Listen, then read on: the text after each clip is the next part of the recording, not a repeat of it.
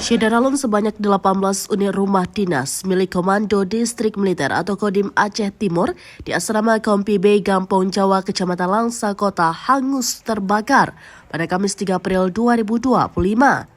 Kebakaran diduga terjadi menjelang waktu sholat subuh. Rumah dinas yang terbuat dari konstruksi kayu itu terbakar dengan cepat akibat posisinya yang saling berdekatan.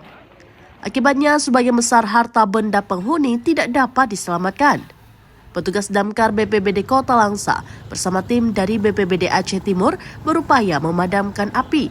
Namun, seluruh bangunan telah rata dengan tanah. Tidak ada korban jiwa dalam musibah ini, tetapi kerugian material diperkirakan mencapai 1 miliar rupiah. Dari 18 unit rumah, 4 diantaranya kosong karena ditinggalkan pemudik.